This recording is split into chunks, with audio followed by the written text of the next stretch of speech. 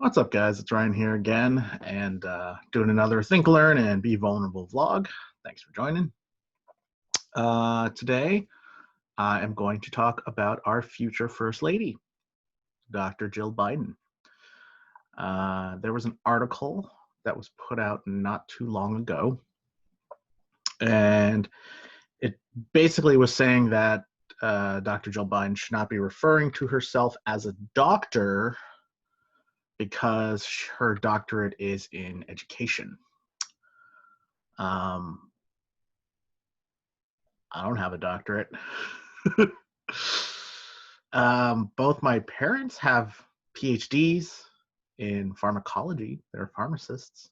I don't usually refer to them as doctors, but I guess technically it's the case.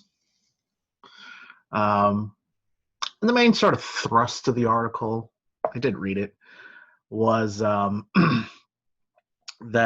because she wasn't a medical doctor, that she shouldn't be using the term doctor. I think that's kind of pandering.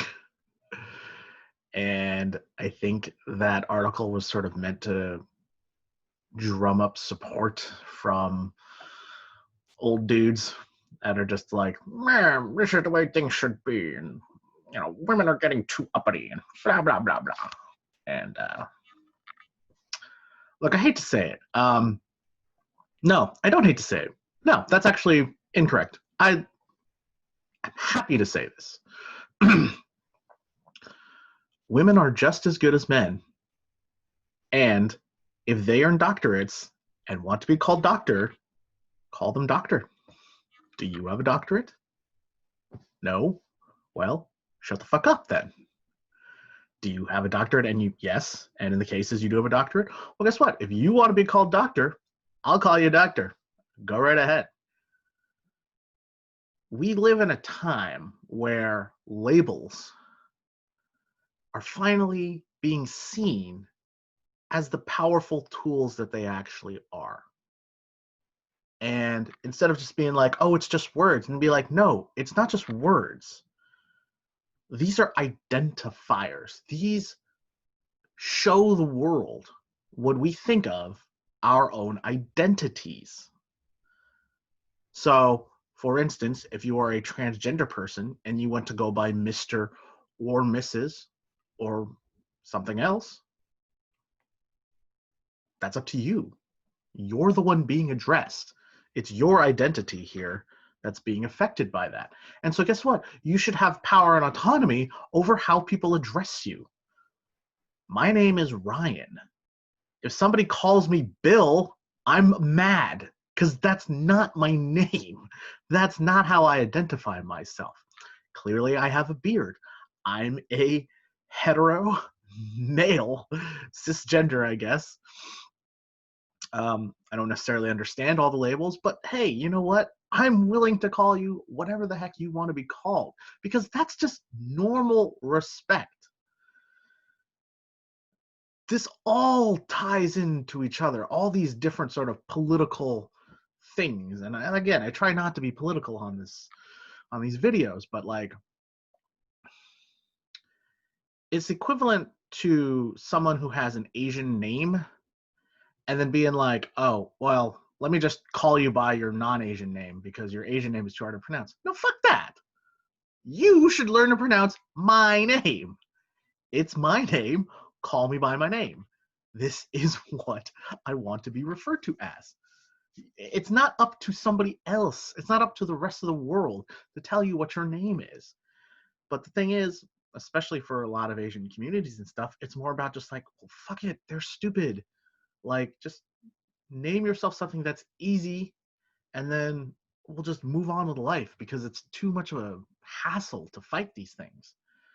And I get the feeling, I get the impulse, you know, a lot of Asian cultures, it's more about like not causing waves until, you know, we can get into power or get some money or, you know, a lot of times we just want to be left alone and live our lives. Like, it's crazy how much like we're willing to give up. But I would say to all the doctors out there, to all the women out there, and to everyone who is any sort of race out there, stand up for your own identification. Stand up for your own identities. Stand up for your own personal feelings and beliefs and culture. It's not fair that these other fucking idiots in power get to tell you how to refer to yourself. No way. Fuck that. Fuck these dudes. It's just another way for them to keep you down and keep you oppressed. Hell no. Nobody gets to refer to me by a name that I do not want to be referred to as. Fuck that. Nobody gets to refer to Dr. Jill Biden by anything other than what she wants to be called. Do you know all the stuff that she went through? Raising multiple kids, going to college for years while her husband is running campaigns and stuff. Like, it's insane the amount of work that she's gone through. And she just wants to be recognized for her own accomplishments, her own intelligence, and her own freaking self achievements, things that she has done. It's very, very hard for somebody who is in any way related to somebody who is famous to get out of their shadow, to step away from their accomplishments and get their own accomplishments. It's very difficult because you'll always be associated as, you know, Joe Biden's wife instead of Jill Biden. And honestly, I think a good portion of why she wants to be called doctor is not just because she earned these things, but it's taking control of the narrative. It's letting people know, no, I am my own person. I have my own accomplishments. I'm not just arm candy for Joe Biden, who happens to be the president, you know? Unlike Melania, who is very much arm candy to the president. You know? Like, this is very, very important for all of us. You know, should I be slamming Melania? I'm not really slamming her. She is what she is. But who knows? Maybe she has accomplishments and things that I'm not aware of. And if those came to light, you know what? I would gladly change my opinion. But the thing is, Dr. Jill Biden absolutely gets to be called Dr. Jill Biden if she wants to. Because that's her prerogative, not yours. So, think, learn, be vulnerable. What should we think about?